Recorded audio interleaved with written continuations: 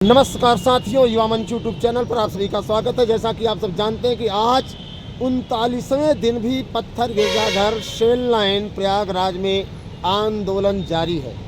इस कड़ाके की ठंड में भी लगातार उत्तर प्रदेश की सरकार से अपनी मांगों को लेकर के आंदोलन करते हुए हमारे साथी प्रयागराज से लखनऊ तक की दूरी तय कर रहे हैं, लेकिन सरकार पर कोई खास असर नहीं पड़ रहा है।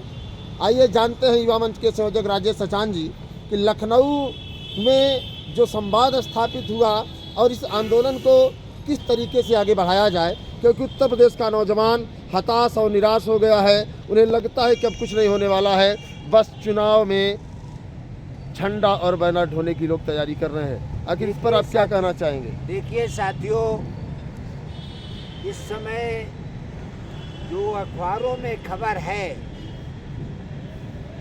हमने देखा है 2 दिन पहले कि शिमला से भी ज़्यादा ठंड इलाहाबाद प्रयागराज है।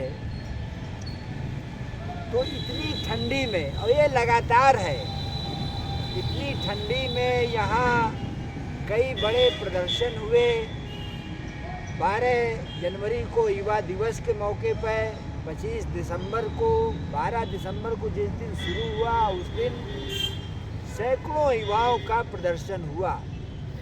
जो डेलीगेसी का इलाका है यहाँ से करीब 10 किलोमीटर 8 किलोमीटर दूर है और हमें परमिशन नहीं दिया जाता है बालसन या उन इलाकों में जहाँ पर छात्र रहते हैं। बावजूद इसके जब भी आह्वान किया गया, बड़ी संख्या यहाँ पर छात्रों की ठंडी के बावजूद आई।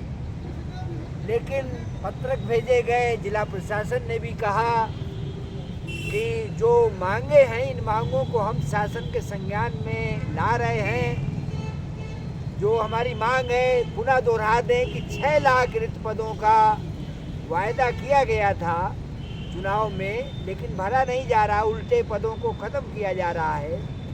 टीजीटी पीजीटी में 25,000 पद सरकार ने बताए, वैसे ये संख्या कहीं ज़्यादा है। विज्ञापन बहुत कम आया है, उन पदों को जोड़ा नहीं जा रहा है। लंबित तमाम भर्तियां हैं, उनको पूरा करने का कोई इरादा नहीं है सरकार का। 1.5 साल से करीब चयन प्रक्रिया, शिक्षक भर्ती चयन प्रक्रिया ठप है।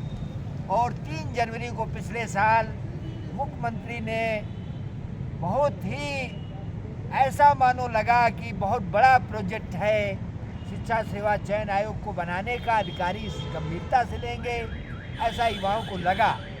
उस समय भी हम लोगों ने सवाल किया था कि अगर आंदोलन नहीं चला तो साल बिता देंगे।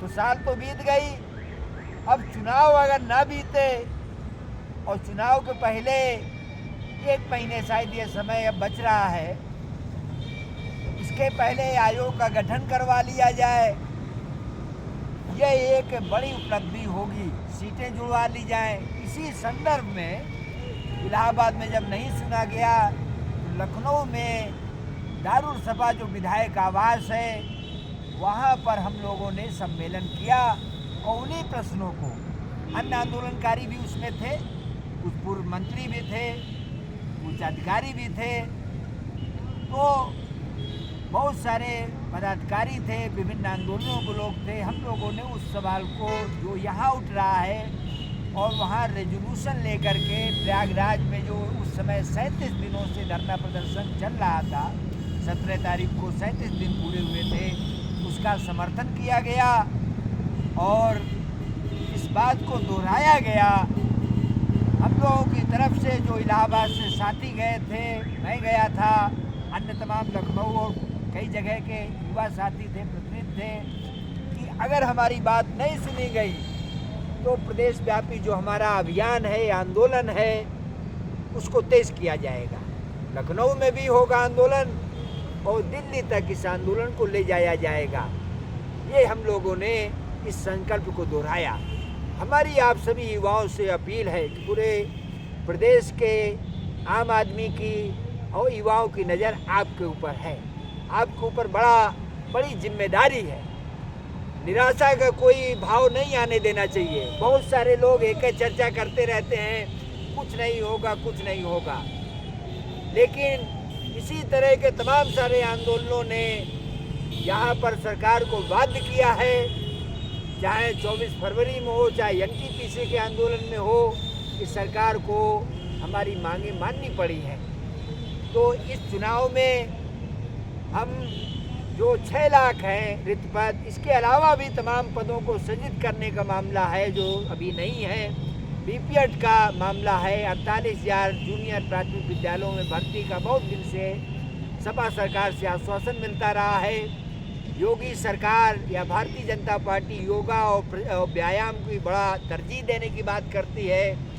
इसी तरह डिजिटल इंडिया की बात हो रही है, कंप्यूटर वगैरह की है। तो हम लोग ये कह रहे हैं इन पदों को भी जोड़ा जाए, इनकी भी भर्ती निकाली जाए। बहुत सारे पद कैजुअल आ रहे हैं। हमने कहा है कि जेई की या कंप्यूटर की एएनटी में आउटसोर्सिंग किया जा रहा है। हमने कहा या तदर्थ शिक्षक रखे गए हैं एडेड विद्यालयों में। इस तरह की जो कार्रवाई है, संविदा प्रथा है, इसको ख़त्म होना चाहिए और नियमित भर्ती की जानी चाहिए। इसके लिए हम लोगों ने जो हिसाब लगाया है, संसाधनों की कोई कमी नहीं है। संसाधनों का प्रदेश सरकार और देश की सरकार दुरुपयोग कर रही है। जो इस समय वातावरण बना हुआ उसमें भी दुरुपयोग कर रही है, और फर्जी प्रचार में कि प्रदेश में इतने करोड़ रोजगार का सृजन होगा, इन योजनाओं से होगा, इनके प्रचार में अरबों रुपए पानी की तरह बहाया गया ग्लोबल इन्वेस्टर समिट में। इसके पहले जो ग्लोबल इन्वेस्टर समिट हुई थी 18 में, हमारा सवाल ये है कि इसके बावजूद प्रदेश का युवा चाहे सरकारी नौकरी की तलाश हो, चाहे रोजी रोटी की तलाश हो, अन्य प्रदेशों में क्यों जा रहा है? ये संख्या बढ़ती क्यों जा रही है? गांव का गांव खाली हो रहा है। बीए एमए करके लड़के 10,000 की नौकरी के लिए, बीटेक करके लड़के आपकी टेक्नीशियन इलेक्ट्रीशियन बनने के लिए क्यों मजबूर हैं? यूनिवर्सिटी में पीएचडी करके लड़कियां, एमए करके एमटेक करके लड़कियां आंगनबाड़ी की नौकरी करने के लिए आवेदन करने के लिए क्यों मजबूर हैं? अगर उत्तर प्रदेश में रोजगार है तो ये सवाल है। अभी कल की न्यूज़ है, आईआईटी कानपुर में एक रिसर्च स्कॉलर जो देश का प्रतिष्ठित संस्थान है, आत्महत्या कर लिया। उसके 20 दिन पहले एक एमटेक के छात्र ने आत्महत्या किया। पहले तो कोटा और इलाहाबाद में बड़े पैमाने पर आत्महत्याओं की खबरें आ रही थी। 2-3 साल से सिलसिला बढ़ा है और बड़ी चर्चा इसकी है। लेकिन अब आईआईटी जैसे संस्थान में है, बड़ी बड़ी यूनिवर्सिटीज़ में जो प्रतिष्ठित संस्थान है, वहाँ भी इतना प्रेशर है, तनाव है कि हमारे युवा, पढ़े लिखे युवा आत्महत्या करने को मजबूर हैं। जो रिपोर्ट कहती है कि शिक्षित जो हमारे युवा हैं और जो छात्र हैं, इनकी संख्या पिछले 10 वर्षों में आत्महत्या करने की दर करीब दुगनी हो गई है। ऐसे हालात देश में और प्रदेश में क्यों बन रहे हैं? इस पे बहुत गहन चिंतन मनन करने की ज़रूरत है। और इलाहाबाद के छात्रों के ऊपर, प्रतियोगी छात्रों के ऊपर एक बड़ी जिम्मेदारी है। निराशा का भाव मत आने दीजिए। हम लोग सफल होंगे और इस एजेंडे को, जो 1 करोड़ पद देश में खाली हैं, जिसमें 6 लाख से ज़्यादा उत्तर प्रदेश में खाली हैं, और उन पदों को अगर जोड़ दिया जाए, जो बीपीएड के पद हम कह रहे हैं, जो हम तदर्थ शिक्षकों के पद सुप्रीम कोर्ट के आदेश के हिसाब से कह रहे हैं, जो हम कंप्यूटर के पदों की शिक्षा की बात कर रहे हैं, प्राइमरी से लेकर एजुकेशन हो या अन्य तमाम जो इस तरह के पद हैं, ज़रूरी पद हैं, या शिक्षा और स्वास्थ्य के क्षेत्र में जितना बड़े पैमाने पर सरकारी क्षेत्र में ज़रूरत है, या बिजली में या किसी विभाग में, तो उन नागरिक सुविधाओं को अगर बढ़ाया जाए तो प्रदेश में बहुत बड़े पैमाने पर सरकारी नौकरी की नए पदों का सृजन किया जा सकता है। और इसके लिए संसाधन है। अगर संसाधनों का दुरुपयोग न किया जाए, पूंजीपतियों को छूट न दी जाए, उनके ऊपर टैक्स लगाया जाए, संपत्ति कर, उत्तराधिकार कर, तो संसाधन पर्याप्त हैं, सबको रोजगार दिया जा सकता है, नौकरी दी जा सकती है। इसलिए बहुत जल्द हम लोग बैठक बुलाएंगे। 1-2 दिन में ठंडी का मौसम कुछ नॉर्मल होगा, और एक बड़े आंदोलन की जो दिशा हम लोगों ने लखनऊ में भी तय की है, यहाँ भी हम लोगों ने विचार विमर्श किया है, उसके हिसाब से हम लोग एक बड़े आंदोलन की रूपरेखा तैयार करेंगे।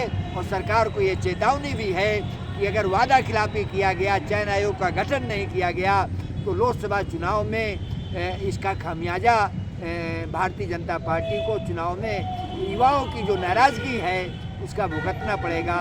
धन्यवाद।